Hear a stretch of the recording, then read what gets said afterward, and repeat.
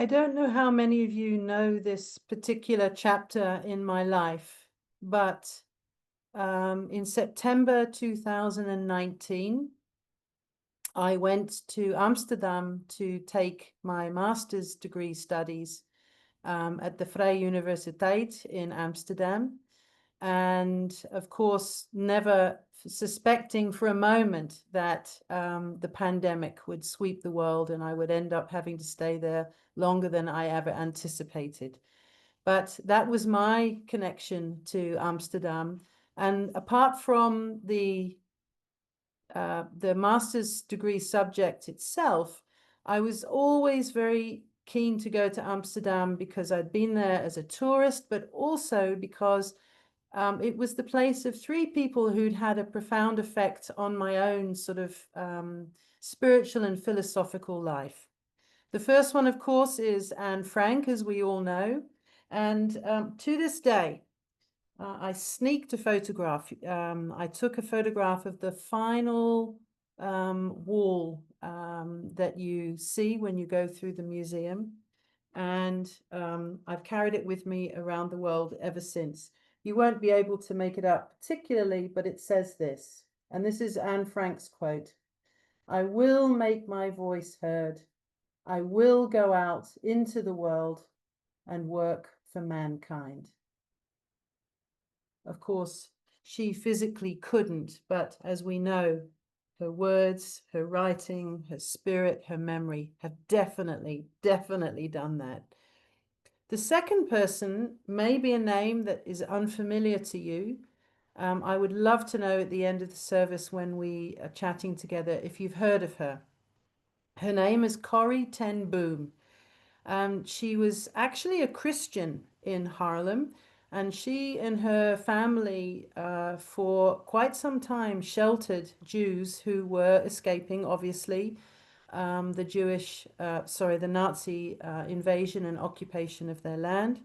And she wrote a book later in life called The Hiding Place, which I read as a very, very young person, and it had a profound effect on me. And she was one of the first people in my life who taught me about the power of forgiveness. Maybe that's another sermon that we can share together because her story and her writings are profound. And then, of course, there's Etty. And I had known about Etty and read her diaries, but I think that you'll have seen in that video that was my commute every day by bicycle from where I was living and then to my university, and very often to the two places where I was also working to support my studies. Now, that little brass square that you saw in the sidewalk, if you translate it literally from German or Dutch, it means stumbling block. And it's deliberately designed because they want you to be walking along the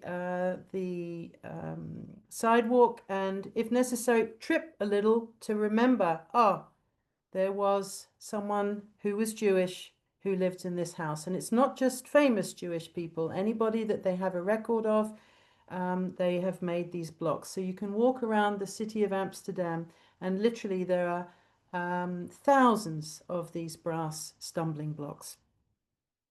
And of course, this book, which was not written by her, but about her, called A Life Transformed, was one of my most treasured possessions. Thankfully, I bought it just before COVID and everything closed the city and my university down. So she was a constant companion for me during this time. So, as we know, in the midst of the horror of the Nazi persecution, Etty, and this is really what I wanted to focus on her today, managed to find beauty and hope and reason to be grateful. And so it led me to the question that I want to share with you. How does one retain hope despite evidence to the contrary? How do we respond to what we might deem as evil in the world around us? These questions, of course, are as old as time itself. And through every loss and every tragedy and every act of senseless violence that we encounter, unfortunately, on a daily basis, this book, the one that I showed you, but also the one that was written, the collation of her diaries, is called An Interrupted Life and Letters from Westerbork. It's not bleak, and it's not about the meaning of suffering, nor is it an excruciating, desperate journey to the camps. Rather, it's actually one of the most hopeful books that I have ever read, and one of the most life-affirming, which is why for many months now, I've been waiting to share it with you, and now feels the time.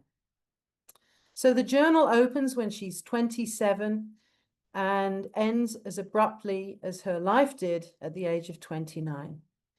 And she wrote from that desk that you saw in the video, and she wrote many things which I would like to share with you. The first is this. Imagine looking out on the square that she did, and not seeing what we see today, but rather seeing the horrors of her land being taken over, and knowing too that eventually her fate would be sealed. She said, "Life is beautiful, and I believe in it. And I want to be right in the thick of what people call horror and still be able to say, life is beautiful." And please don't get the wrong idea that she was saintly, because if you read, you'll understand she was anything but. In fact, her journals are laced with a good dose of unsaintly material. She writes explicitly about her romantic and sexual exploits, and she volunteers details about every aspect of her life without shying away from any of it.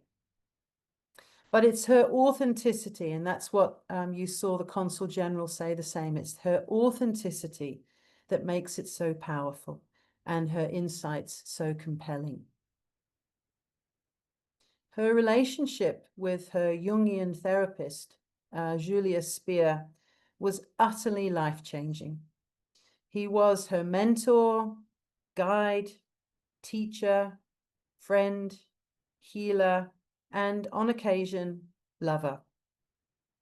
After his death, which happened before she went to the transition camp, she realizes finally that she's alone, and she grows increasingly convinced that her only defense against the barbaric conditions that were coming in and closing in around her was this.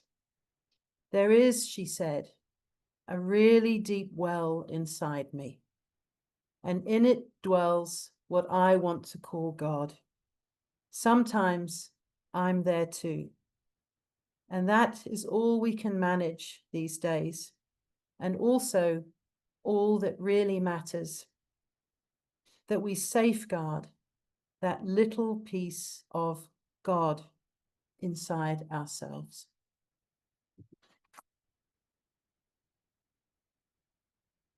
As she grew in knowledge that she too would be detained, her life, curiously, was brimming with gratitude.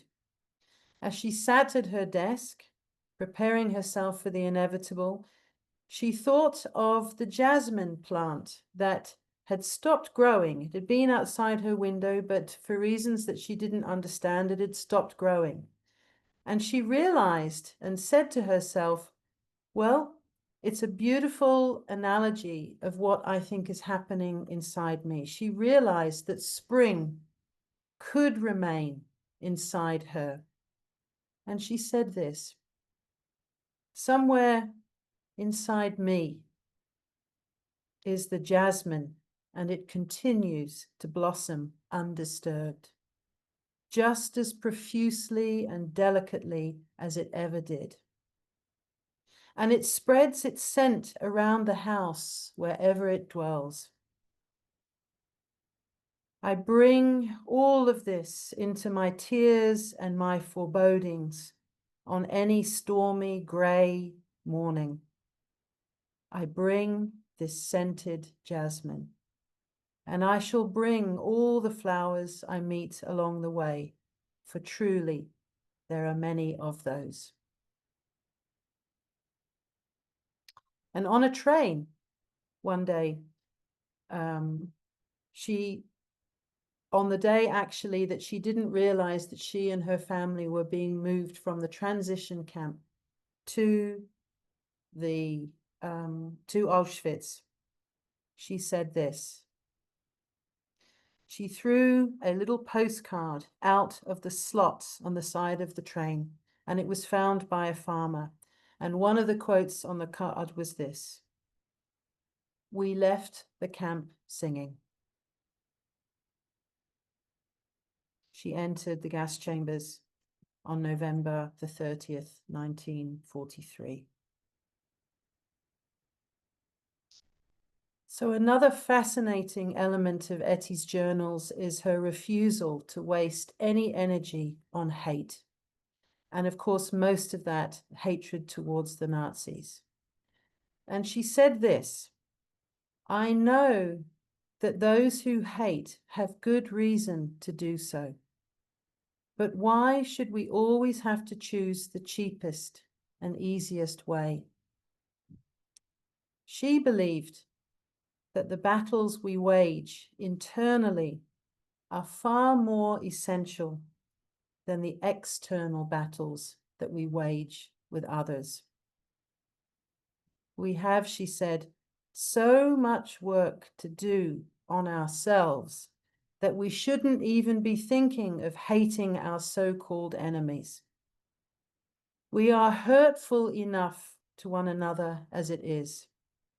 Each of us must turn inward and destroy in ourselves all that we think might destroy others. She also devoted herself to peace. In fact, she called peace our moral duty.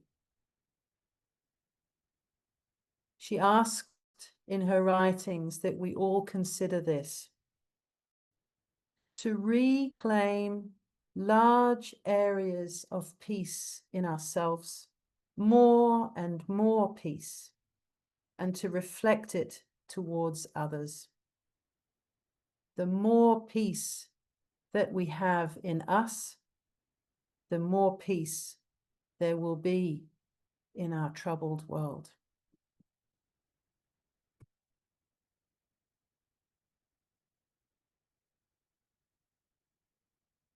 As we said, there were 3 beats to her story, and the third beat really is her spiritual transformation. And again, I want to underscore, it wasn't a religious one. It was a deeply, deeply spiritual one and an inner one. And she says throughout in this particular part of her journey that she had this constant feeling, and she knew it was sort of almost a Christian response, even though she was a Jew. She said she had this constant desire to keep kneeling. And kneeling, as we see in her writings, is her desire to submit to fate, but also her desire to be humble and vulnerable and open.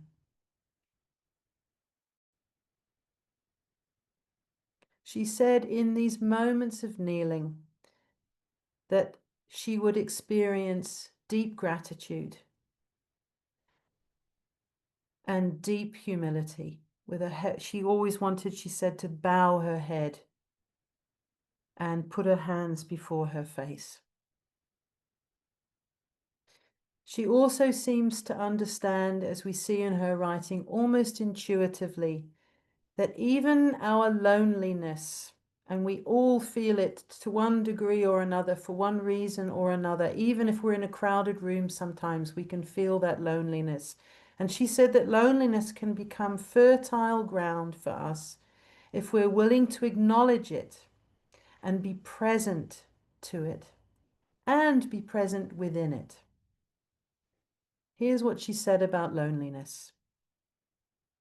Life may be brimming over with experiences, but somewhere deep inside all of us, we carry a vast and fruitful loneliness wherever we go. And sometimes the most important thing in a whole day is the rest that we take between two deep breaths, or the turning inward in what she liked to call prayer. Maybe we would call it meditation. She said just for 5 short minutes. So let me close with these final thoughts. Etty's radical insight was that our inner lives are not at the mercy of our circumstances. The Nazis, of course, took away her home, her freedom, and eventually her life. But they could not take her soul. And one day she wrote in her diary, when she was on a train, she said, "I looked out the window and I felt as if I were riding through the landscape of my own soul." And I feel like that often, that the outer landscape is a reflection of the inner. So Etty did not in any way deny suffering. She walked through it with her eyes open. But she refused to let hate have the last word. In a world increasingly built on hatred and fear, and the sad thing is, very often we think to ourselves, here we are again, does anything change? But the important thing to remember is that Etty did not become bitter.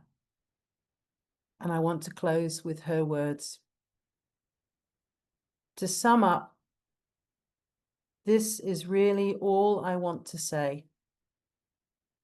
We must not fan hatred within us, because if we do, the world will not be able to pull itself 1 inch further out of the mire.